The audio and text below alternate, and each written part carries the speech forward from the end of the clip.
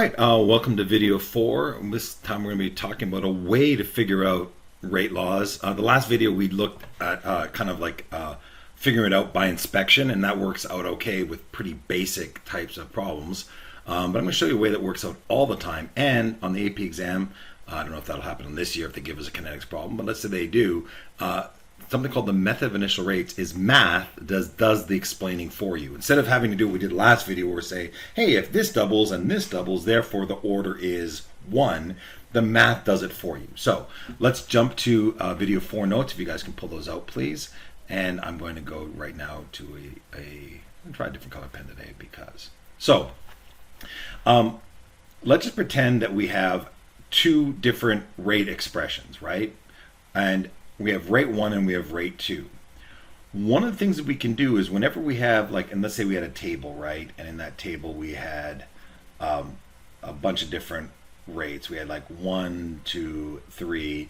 And if you remember before, they had the concentrations were in the first two. So it'd be the concentration of A right here. And here we have the concentration of B. And then over here on the end, we have the rate. Right? So what we can do is we can compare any two rates, and we choose ones where one of the variables is held constant. So if, let's say we're going to compare experiment runs 2 and 1. If something happens between experiment 1 and 2 and B is held constant right here, right, then we compare what happens between the rate 1 and 2 as well. And typically the way we do that is we take whatever rate is higher and we divide the rate that's smaller by it. So I'm going to show you this, and then it's probably not going to make a whole ton of sense here until we actually do it on a problem. But let's say I did this. Okay, so what we do is we always take the higher of the two rates and we divide the smaller one by it. So in this case, let's pretend that rate 2 is a higher value than rate 1. So we'd write rate 2 is equal to K, the concentration of A1, A2, because that's the second row, raised to its power, times the concentration of B2 raised to its power. And we're going to put all of that over rate 1, which is equal to K. And the same sort of thing, we're going to put A raised to the M, but this is the A from the first, and we're going to take our B and raise it to the N, and this is again for our first. Now, one of the things that we are delighted to do all the time is we love canceling out. So I'm going to cancel this out right now by doing this. I'm going to say my K is going to be the same in both cases, so that disappears. And if my B is constant, that means that the concentration here and here is the same. So that means that both of these things right here, they will get canceled out. And so if I rewrite it, ouch, my cat just jumped in my lap. If I rewrite this out, I'm going to end up with this. I'm going to end up with rate, that's going to go to this. It's going to be rate 2 is equal to K with only the A expression raised to the M. And all that's going to be over rate 1, which is going to be K A to the M, the first thing. Now, we can do the same exact thing with B as we just did right here, but it's kind of hard to visualize this just from scratch. So let's do a problem, because if we don't do a problem, this is not going to, as brilliant as I think what I just drew was, it's not going to be all that helpful to you. So we're going to actually do the math here, and I am not that neat, so I'm going to keep the mathematics that are done on my sheet here, although they did some canceling out in absentia. But let's take a look at this reaction right here, and I want to point out that the overall rate law of this reaction is going to be this. Rate is equal to K, and it's going to be ClO2, because that is a reactant. Remember, we only care about the reactants. That's a reactant raised to the M. We don't know what that M is. That's what we're going to figure out right now. And it's going to be multiplied by the concentration of OH minus raised to its order. So this is our base thing. Our whole goal in looking at this data right now is we want to figure out what these two variables right here are, the M and the N. Now, we're going to do this with the method of initial rates. And so what we have to do as we can pick one of these two reactions to start with. And the first one they want to start with, and we're going to work with right here, is they decided they wanted to go and they wanted to figure what the order was for ClO2. And remember, if you want to figure out the order of ClO2, you have to go over to OH and you have to find two runs where the concentration does not change. And by the way, do you see how they showed you the molarity was in molar? And let me remind you that molar isn't it equal to moles per liter, because you may have to cancel out some units later. So if you take a look, what they did is they decided, hey, if you compare rate 3, so let's just make sure we have the numbers here. This is 1, this is 2, and this is 3. If you compare rate 3 with rate 1, the OH minus concentrations cancel each other out. Now let me remind you how this looks. So this is how you would do it from scratch. If you take a look, do you see how the rate 3 is 1.82 times 10 to the negative 2, and the rate 1 is 6.0 times 10 to the negative 4? This is bigger than this, which is why we put rate 3 on top of rate 1. By the way, all we're doing is comparing two runs. We could do it the opposite way, but no one likes working with decimals typically, so that's why we take the rate that's higher and put that on the top. So if we take a look at this right here, what we're actually would be doing, if I were writing this out, I would go rate 3 is equal to K times, and again, I'm just writing the values out. Wouldn't it be ClO2, the third run, right?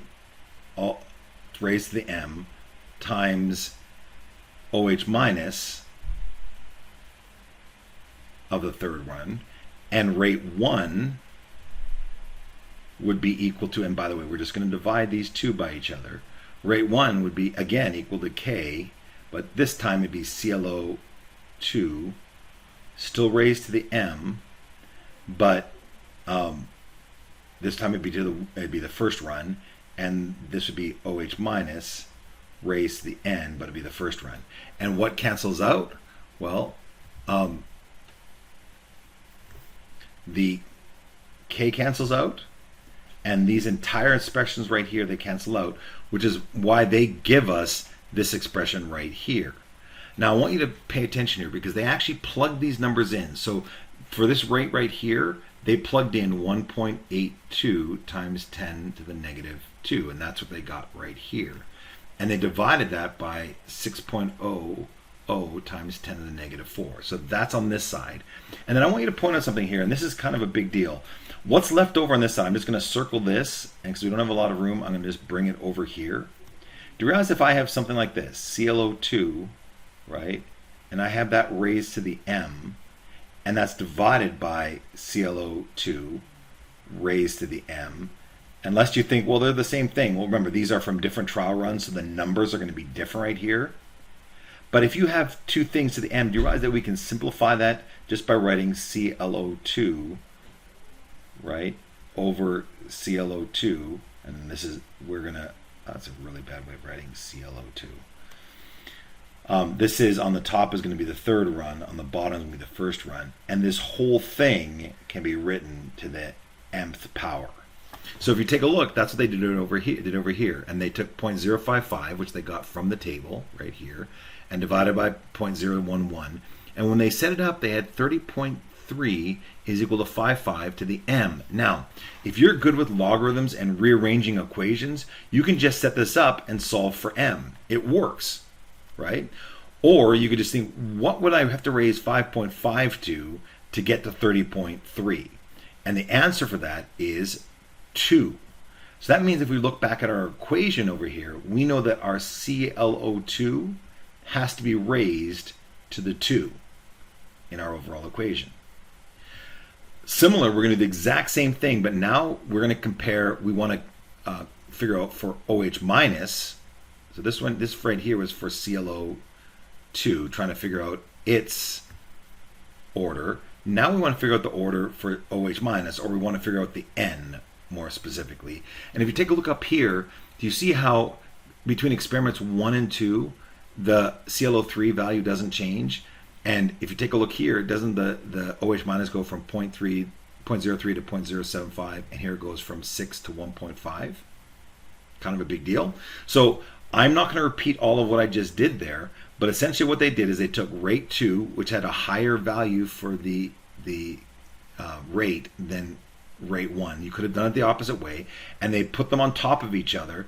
And when they did that, they ended up with 2.5 equaling 2.5 raised to the n.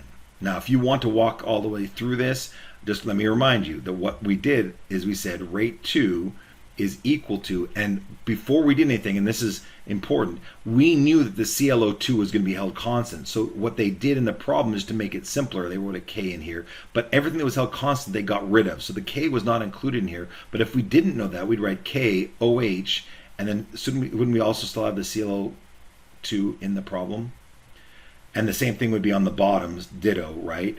But the difference would be that it would be rate 1. And if we were canceling things out, the ClO2 would cancel completely, and so would the K. And that's why we end up with the expression right here the way it is. Now, if we have 2.5 is equal to 2.5 to the n, almost all of us would be okay with saying, oh yeah, we need to have a 1 in order to make those two things equal to each other. So that means up here in our expression, although they do it right down below, we have OH minus be raised to the 1. And this is done much more neatly like this. Yeah? So that's version 1. Let's try a much more challenging problem. And this is almost worthy of another video itself. But I'm going to braze on. If you want to take a pause right now because your brain is sore, take a pause, then hit play again, and we'll keep on going. How about that? Yeah? So I'm going to give you one that is monstrous looking, and I'm going to kind of walk you through it, and I'm not going to do the math on the side because I actually did it on the paper beforehand here, which was a pain, by the way. But do you see how we have 3 reactants here? BrO3 minus, Br minus, and H plus. Again, we aren't going to worry about the coefficients right now. There's going to be a time where those coefficients are going to come into play and matter for us, but we could do it the old-fashioned way. But what we're doing always is whenever we want to compare, or we want to figure out the order of one of these things, and let me just put this over here in the top corner here. This is the rate law that we are trying to work out. We want to have rate is equal to K. We want to have BrO3 minus raised to the M times Br minus raised to the N all times H plus raised to the O. So we're looking for these 3 variables right here. Those are the important ones. And remember, if I want to get this M variable right now, it means I have to find 2 experimental runs where these 2 things are held constant. Same thing for the N. If I want to figure out N, I have to find a run where these 2 are held constant. Now, let's walk through this. So first things first, they chose that they wanted to figure out the order for Br minus. So this is for, let's take a look here. They wanted to compare rates 2 and 1 first. So we're actually figuring out BrO3 minus. I misspoke there. We want to figure out the order of BrO3 minus, right? And so if you take a look here, do you see how between experiment runs 2 and 1, see how this is held constant and this is held constant? So that means that whatever's happening here between these 2 is the only thing that's impacting our measured rate. And so what they actually did is they actually plugged these values in instead of writing the expression. So if you took rate 2 and just walked your way across rate 2, do you see how BrO3 minus is 0.2, like it is right here? The 0.1 is right here, and the 0.1 is right here for the H plus. Now they actually plugged the values in. If I was doing this on an AP exam, I would have actually written it out like this. I would have written rate is equal to, and I would have actually written out the BrO3 minus, my cat is actually pushing against the stylus because it's playing with it, to the M, etc., etc., etc. And then I would have gone to this step. But they just jumped the steps here. And if you see how, because the Br minus, which is this right here, and the H plus, which is this right here, are constant, they cancel out everything. And they cancel out the K. So in the end, what you end up with is 1.6 times 10 to the negative 3, which is rate 2, divided by 8.0 times 10 to the negative 4, that means times 10, and it ends up being 2 on this side is equal to 2 to the M power. And your M is equal to 1, which means that in our overall equation, we know right now that this M is 1. And that's going to be important. It means it's first order with respect to the BRO3. Really, really quickly here, again, we could have, if we wanted to, plug this into a calculator, but most of us understand that if we put something into this expression right here as a 1, yeah, it'll work. So then we wanted to work with BR. Now, if you take a look here, between experiments 3 and 1, do you see how 3 and 1, these are both held constant, and this is held constant, and this goes up, right? So we're going to do exactly the same thing with BR, and if you take a look here, we're just plugging in the numbers that we got from rates 3 and rate 2. And when we do that, you're going to see how, and I like the fact that they kept them in order. I kind of didn't do that on my first one. This is for BRO3 minus, this is for our BR minus, and this is for our H plus. And again, everything cancels out until all you have is this expression right here is equal to this expression right here. Again, let me remind you, if you have 0.2 on top of 0.1, oops, that's 0.1, and all of that is raised to and each of those is n, is the same as writing this. So this is the same as raising the entire thing to n. So when they do the math on this, again, you end up with 2 on one side and 2 on the other side, and your n value is equal to 1. So we say it's first order with respect to BR. And lastly, H plus, if we take a look at it, let's take a look at the actual expression up above. I'm going to use a different color here because I realize it's kind of getting all globbed in here. If you take a look here, we want to find where, you see how the only place where H plus increases is from here to here, right? But if you take a look here, or couldn't we do it from here to here or from here to here? In all three of these cases, either from experiment 1, 2, and 3, we could go to 0.2. Now, what's interesting I want to point out to you is that we could have done it with experiments 4 and 3 because didn't we already figure out what the orders were for these two things right here? So if we know the order for this, if we take a look in our equation, if we know the order for our M and we know for our P, then those are essentially constants. And I'll show you how we can do a problem like that. But what they chose to do, if you take a look here, they would decide to go between rates 4 and 1. I was going to do between 4 and 3 right now because I want to show you how 4 and 3 would work. And if you want to remind me in class, I can do that. But in fact, will you remind me in class to do show you how 4 and 3 would still have worked? But they decided to go between 1 and 4. So if you take a look between 1 and 4, it goes from 0.1 to 0.2. And here do you see that it's 0.1 and 0.1, and here it's 0.1 and 0.1. So essentially this is constant and this is constant, and it goes from 0.1 to 0.2.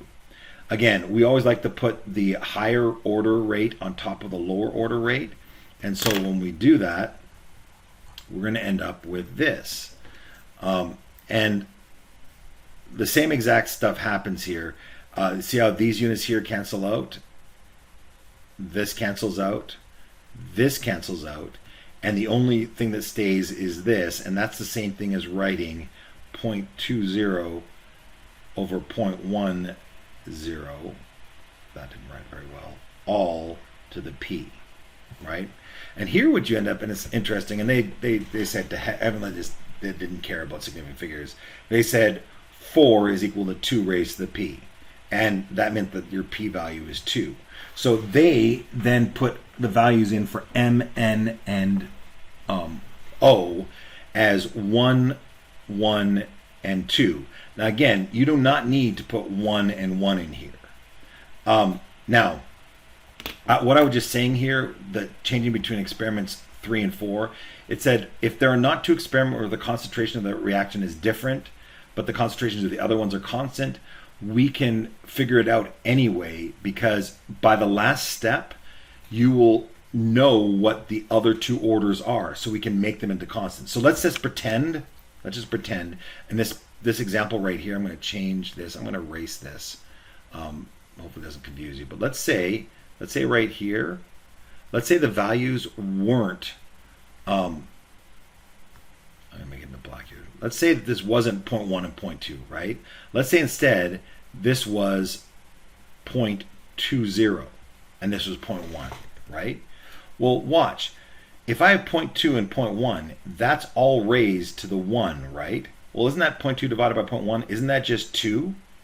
So even though we can't cancel it out, we'd have the value 2 that we could multiply out, but we wouldn't have another variable we have to figure out. So as long as we know what the exponents are for each of the orders, we don't have to have those variables have the same, be constant once we've figured out what their orders are. Again, if that doesn't make very much sense, we'll work through it. The other thing is, this is like pretty close, 3.99 to the m, because that's really close to 4, and yeah. But I wanted to point out something to you here. They often, if you do a problem like this, they want you to find the rate constant. And so let's take a look here. I'm going to change my color pen again. What have we used here? Let's just use orange, this disturbing orange color. So that's solving for this value right here, this k. And here's how we do it. All we do is we pick any one experiment run, any one. It can, because all of the rate expression, this rate constant will be the same for every single experiment because the reaction that's being run is the same. And so they chose to pick the data in experiment 1. And if you're trying to verify this, let's look up back here at experiment 1. And the values they had here were 0.1, 0.1, and 0.1. And the overall value was 8.0 times 10 to the negative 4.